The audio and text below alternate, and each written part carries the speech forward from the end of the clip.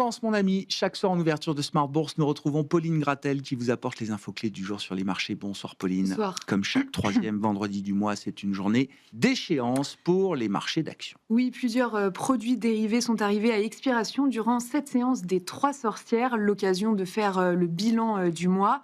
En Europe, le Stoxx 600 affiche une progression d'environ 1% sur un mois. Le DAX et le FTSE sont à l'équilibre sur ce mois. Et la France est en hausse. Oui, le CAC 40 s'affiche en hausse de 3,5% sur le mois.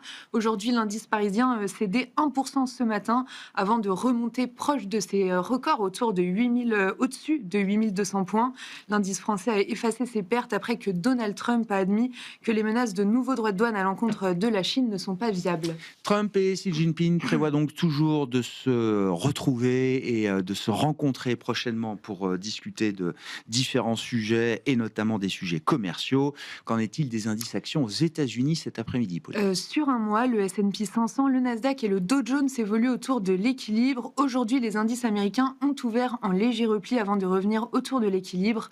La prudence domine après que deux banques régionales américaines, Zions et Western Alliance, ont révélé qu'elles avaient accordé des prêts douteux qui ne seront sûrement jamais honorés.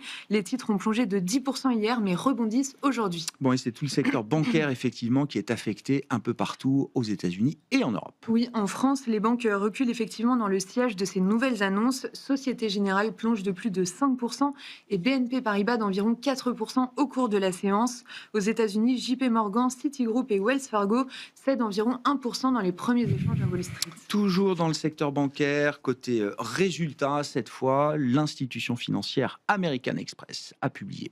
Oui, American Express a publié ses comptes du troisième trimestre et est optimiste sur ses prévisions de bénéfices et de chiffre d'affaires annuel. Amex mise entre autres sur les dépenses de ses clients les plus aisés à l'approche des fêtes de fin d'année. Le titre est en hausse de plus de 5%. Et puis encore un poids lourd au sein du CAC qui réussit particulièrement sa publication trimestrielle, c'est Essilor Luxottica. Oui, le titre bondit de plus de 10%, inscrit un nouveau record en bourse et est largement en tête du CAC 40. Essilor Luxottica a battu le consensus et c'est en partie grâce à son partenariat avec Meta sur les lunettes connectées qui ont été un succès.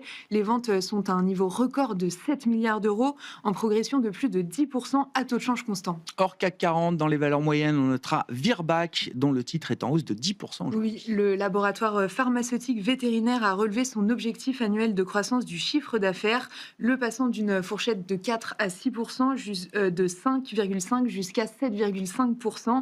Pour le troisième trimestre, le chiffre d'affaires est aussi meilleur qu'attendu. Un mot des marchés obligataires avec une séquence de détente des taux obligataires depuis quelques jours. Oui, le rendement américain à 10 ans évolue aujourd'hui autour de 4% après être retombé ces dernières heures autour de 3,95% et le rendement à 2 ans s'établit autour de 3,45%. En Europe, le rendement allemand à 10 ans évolue autour de 2,55%.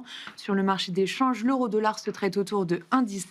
À noter, les prix du pétrole ont perdu 15% en 3 semaines. Quels seront les temps forts de la semaine prochaine à l'agenda des marchés, Pauline ? La semaine prochaine, la saison des publications va monter en puissance avec en France ceux d'une quinzaine de composantes du CAC 40, L'Oréal, Kering, Hermès, Sanofi et d'autres. Aux États-Unis, on attend entre autres les publications de Netflix, Tesla, 3M, Intel ou encore Amazon. Côté macro, le rendez-vous de la semaine, ce sera vendredi prochain avec la publication de l'inflation américaine de septembre qui avait été reportée à cause du shutdown.